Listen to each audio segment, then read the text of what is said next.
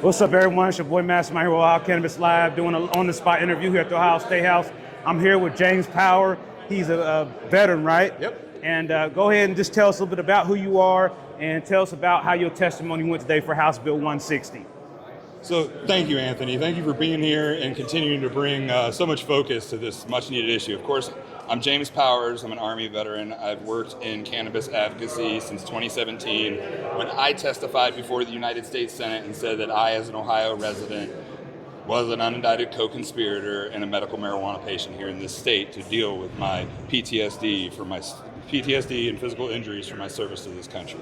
I'm here today, like so many others, testifying on HB 160, as that, pretty much this bill just feels a lot like undermining the will of the voters. There's a lot of contradictions, a lot of things that feel a lot more like recriminalizing this as opposed to creating a pathway for Ohioans to legally use something that they voted and approved overwhelmingly 2.2 million voters.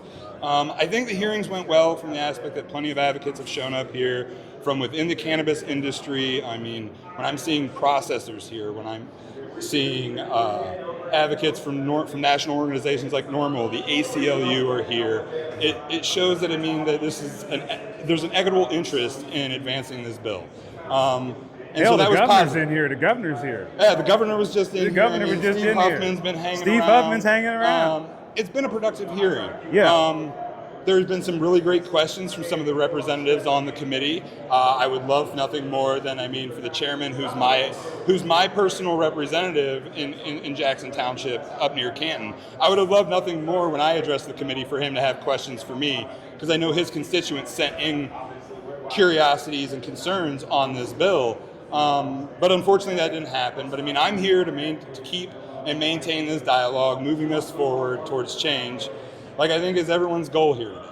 Yeah, I agree with you. Now, one thing I want to ask you is, because a lot of times we do these reports, a lot of this stuff is information people hear, it's pretty much all negative news. If you heard anything during this time today that might sound like some legislators are listening, what was something that caught your attention that might be something that we should maybe be able to try to find common ground on?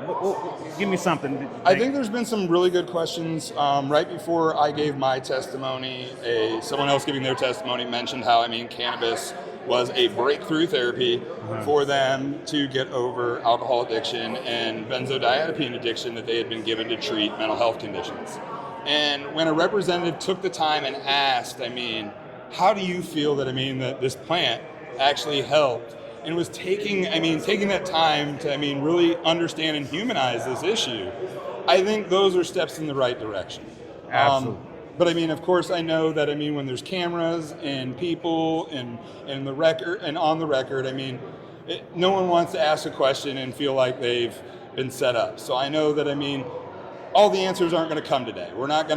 This is going to still be an issue that we're going to have to work through tomorrow. It was an issue 25 years ago when I ended up going into military service to escape an unregulated illicit market. But we're making steps forward, and we're going to continue to make steps forward. Do you think that some of these bills that they put together are designed to confuse the cannabis community, confuse people in the hemp and the cannabis world, kind of put hemp and cannabis people against each other? Just basically just put a cloud over the whole word cannabis, make it seem like it's still the big bad wolf. See, I want to give them the benefit of the doubt. I like giving everybody the benefit of the doubt. Under the Constitution, we're innocent until proven guilty. So I want to believe that, all of these bills are being introduced because these representatives are genuinely listening to their constituents that do reach out to them, and are trying to do something to show their constituents that they represent them and care about their interests. I don't think they're necessarily trying to pit us against each other. I would hope that they would not want to be doing that. I think more than anything, what I would like to believe is that they're introducing so many bills to create exactly what is happening, which is a large-scale discussion around the issues. And getting the experts in here, clearly, over 30 people provided testimony today, over 40 on SB 56, to get the educated, informed experts in here to educate and inform our elected leaders so that they can make the sound decisions we all want them to make. All right, well, I thank you, Mr. Powers, for talking to me today. We thank you again for your service as a veteran. You have a wonderful day, my brother. Anthony, it's always great. Thank you.